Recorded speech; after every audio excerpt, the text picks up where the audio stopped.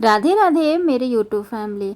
अगर आप दिवाली में मिठाई खा खा कर बोर हो गए हैं, थक गए हैं, कुछ चटपटा खाने का मन हो रहा है, तो आप ये थुक्पा बनाकर खा सकते हैं। इसमें आप 3 चीज़ों का मज़ा उठा सकते हैं। जैसे आप नूडल्स का भी मज़ा उठा सकते हैं, मोमो का मज़ा उठा सकते हैं और साथ ही साथ सूप का भी मज़ा उठाते हैं।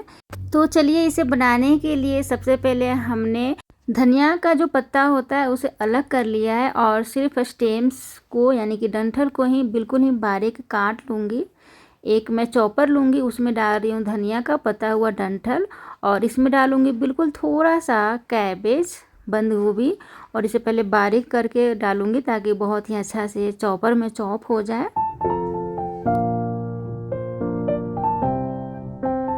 थोड़ा इसमें गाजर डालेंगे, थोड़ा जैसे फ्रेंच बीन हो गया, फूल गोभी हो गया और मशरूम हो गया। सभी सब्जियों को मैंने धो लिया है। उसके बाद इसको मैं डाल रही हूँ। तो थोड़ा थोड़ा मात्रा में सभी सब्जियों को डाल रही हूँ। आप जितना थुक्पा बनाना पसंद करते हैं उसके अनुसार, और जिन सब्जियों को आप ज़्यादा पसंद करते हैं और जिन सब्जियों को बिल्कुल भी पसंद नहीं करते हैं तो उन सब्जियों को आप स्किप कर सकते हैं। जैसे बहुत सारे लोगों को फूलगोभी पसंद नहीं है या फिर फ्रेंच बीन पसंद नहीं है, तो आप इसे स्किप भी कर सकते हैं। अब इसे काफ़ी बढ़िया से चॉप करेंगे, बिल्कुल ही बारीक कर लीजिएगा, ज़्यादा अच्छा रिजल्ट आता है। तो देखिए, इस तरीके से मैंने बारीक कर लिया है। अब इसे अलग पॉट में मैं निकालूंगी।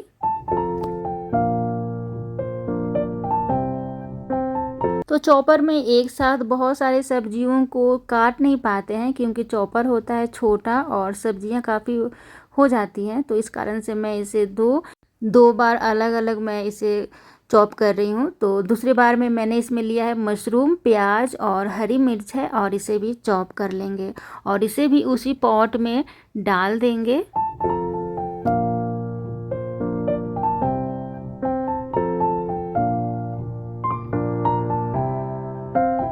तो आप देख सकते हैं कितना बढ़िया सा मैंने सभी सब्जियों को चॉप कर लिया है और काफ़ी सुंदर लग रहा है देखने में। और फिर से मैं अलग उसी चॉपर में 5 से 6 कलियां लहसुन ले रखी हूँ और उसे भी काफ़ी बढ़िया से चॉप कर लूँगी। और इस रेसिपी में लहसुन का मात्रा थोड़ा ज़्यादा ही होता है, यानी डाला जाता है। अब कढ़ाई को अच्छी तरीके से गर्म कर लेना है। इसमें आपको डालना है या तो रिफाइंड ऑयल थोड़ा सा, या फिर आप थोड़ा सा बटर डाल लीजिएगा, जो भी आपको पसंद है। और अच्छी तरीके से पहले लहसुन को डालकर थोड़ा सा भून लीजिएगा, बहुत ज़्यादा आपको नहीं भूनना है। और जब वो भून जाए तब सभी सब्जियों को इसमें डाल देंगे और बिल्कुल ही तेज़ आंच पर इसे थोड़ी देर के लिए भूनेंगे। सब्जियों को बहुत ज़्यादा भूनना नहीं होता है, बस हल्का सा इसे, जैसे मतलब कच्चापन, सब्जियों का जो कड़वापन होता है ना, उसे हटा लेना होता है। और हल्का भून लेने के बाद इसमें डालेंगे पानी, और पानी डालने के बाद डालेंगे इसमें नमक, और नमक स्वाद अनुसार डालेंगे और इसे कवर करके मत पकाइएगा। अब इसमें थोड़ा सा टेस्ट लाने के लिए मैं डाल रही हूँ काली मिर्च का पाउडर। आप इसे डाल सकते हैं या फिर स्किप भी कर सकते हैं। आप इसमें थोड़ा सा डार्क सोया सॉस भी डाल सकते हैं। थोड़ा सा चटपटा बनाने के लिए विनेगर भी डाल सकते हैं।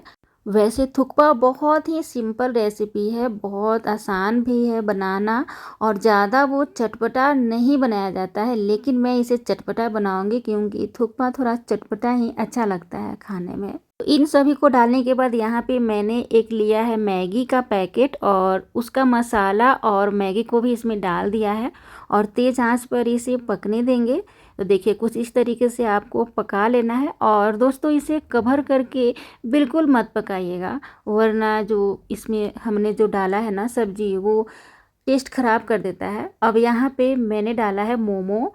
तो मोमो आप चाहें तो मार्केट से भी ख़रीद कर ला सकते हैं, 4-5 पीस डाला जाता है, या फिर आप घर पर भी बना सकते हैं। आपको जैसे भी पसंद हो वैसे बनाइए और बस इसे थोड़ी देर के लिए पका लेना है। तो देखिए, हमारा ना थुक्पा बनकर तैयार है। इसमें डालेंगे धनिया पत्ता और ये देखिए बहुत ही ज़्यादा चटपटा टेस्टी बनकर तैयार है। और हाँ दोस्तों, इसे खाया जाता है मोमो वाली चटनी के साथ या फिर चिली ऑयल के साथ। तो मैंने तो इसमें मोमो वाली चटनी डाला है। तो एंजॉय कीजिए, और वीडियो पसंद है, रेसिपी पसंद है तो लाइक और सब्सक्राइब कीजिए। राधे राधे।